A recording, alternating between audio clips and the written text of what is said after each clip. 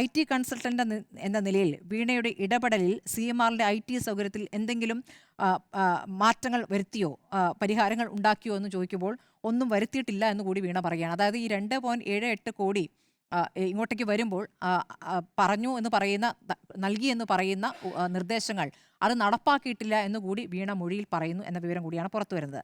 ഞാൻ പറയാൻ പോകുന്ന മറ്റൊരു കാര്യമെന്ന് വെച്ചാൽ, ഇതിൽ ഇപ്പോൾ ഈ പറഞ്ഞ സേവനത്തിൻ്റെ തെളിവില്ല എന്ന് പറയുമ്പോൾ, സേവനം എന്നത് വീണ നൽകിയ സേവനത്തിന് തെളിവില്ല എന്നുള്ളതാണല്ലോ. പകരം പിണറായി വിജയൻ നൽകിയ ഒരു സഹായത്തിനുള്ള, ഒരു ഉദ്ദിഷ്ട കാര്യത്തിലുള്ള ഉപകാര സ്മരണ ഈ ശശിധരൻ കർത്ത നൽകിയിട്ടുണ്ടോ എന്ന് സംശയിക്കാവുന്ന ചില വിവരങ്ങൾ ഇന്ന് ടൈംസ് ഓഫ് ഇന്ത്യ പത്രത്തിൽ വന്നിരിക്കുന്ന ഒരു വാർത്തയാണ്. അതിൻ്റെ തുടർച്ചയായി ഒരു ഗവൺമെൻറ് ഓർഡർ കൂടി എൻ്റെ കയ്യിലുണ്ട്. അതിനെ അടിസ്ഥാനപ്പെടുത്തി ഞാൻ ചില കാര്യങ്ങൾ പറയാം. ആലുവ എടയാർ ആസ്ഥാനമായി പ്രവർത്തിക്കുന്ന CMRL രാജ്യത്തെ ഏറ്റവും വലിയ സിന്തറ്റിക് റൂട്ടൈൽ നിർമ്മാതാക്കളും സംസ്ഥാനത്തെ പ്രമുഖ ധാതു സംസ്കരണ കമ്പനിയുമാണ്. അപ്പോൾ ഈ സിന്തറ്റിക് റൂട്ടൈൽ, ഫെറിക് ക്ലോറൈഡ് എന്നിവ ആഭ്യന്തര കയറ്റുമതി വിപണിയിൽ എത്തിക്കുന്ന കമ്പനിക്ക് 100 കണക്കിന് കോടി രൂപയുടെ വാർഷിക വിറ്റുവരവുള്ള കമ്പനിയാണ്.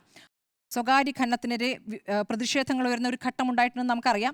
ആ പ്രതിഷേധത്തിൽ CMRLുമായി ബന്ധപ്പെട്ട് പരാതികൾ ഉണ്ടായിട്ടുണ്ട്. പക്ഷേ 2001 മുതൽ തുടങ്ങണം. 2001 CMRLന്റെ പങ്കാളിത്തത്തോടെ Kerala rare earth and minerals limited എന്ന സ്വകാര്യ കമ്പനി രൂപീകരിച്ചു. KREML അല്ലേ? ആ കമ്പനി രൂപീകരിച്ചു. തീരദേശ മേഖലയിൽ നിന്നും ദീർഘകാലത്തേക്ക് ധാതുക്കൾ ലഭ്യമാക്കുകയായിരുന്നു ഇതിന്റെ ലക്ഷ്യം. ഇത് കാലമാണെങ്കിലും പറയാം. നോക്കൂ, 2001 ആണല്ലോ. അങ്ങ് 2001 അങ്ങ് കേൾക്കൂ, ക്ഷമയോടെ കേൾക്കൂ.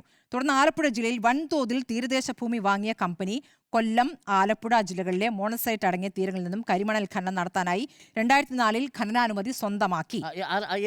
2004 അങ്ങ് പറഞ്ഞോളൂ. ഈ സർക്കാർ മാറി മാറി വരുന്ന സർക്കാരിന്റെ കാലമുണ്ടെന്ന് കേൾക്കൂ, നോക്കൂ, പറയുന്നേക്കൂ. അതെ, കോൺഗ്രസിന്റെ കാലമാണ്. ഇനി ഇങ്ങനെ പറഞ്ഞു പോവല്ലേ? നിങ്ങൾക്ക് ഈ 2004 2001 കണക്കാക്കി ഞാൻ ഇത് പറഞ്ഞ് പൂർത്തിയാക്കിയ ശേഷം അങ്ങേക്ക് പറയാം. നമുക്കിപ്പോൾ എല്ലാവർക്കും കൃത്യം സമയമുണ്ടല്ലോ, ആ സമയത്തല്ലേ പൂർത്തിയാക്കേണ്ടത്. അപ്പോൾ ഖനനാനുമതി 2004 സ്വന്തമാക്കി. ഖനനുമായി ബന്ധപ്പെട്ട് കൃത്യം 29 അപേക്ഷകൾ കമ്പനി ആൻഡ് സംസ്ഥാന മൈനിങ് ആൻഡ് ജിയോളജി വകുപ്പിന് സമർപ്പിക്കപ്പെട്ടിരുന്നു. എന്നാൽ സ്വകാര്യ ഖനനത്തിനെതിരെ ഉയർന്ന പ്രതിഷേധങ്ങളെ തുടർന്ന് 2004 2010 അധികാരത്തിലിരുന്ന സർക്കാരുകൾ തടസ്സങ്ങൾ സൃഷ്ടിച്ചതോടെ പദ്ധതി നീണ്ട നിയമ പോരാട്ടങ്ങളിലേക്ക് മാറി.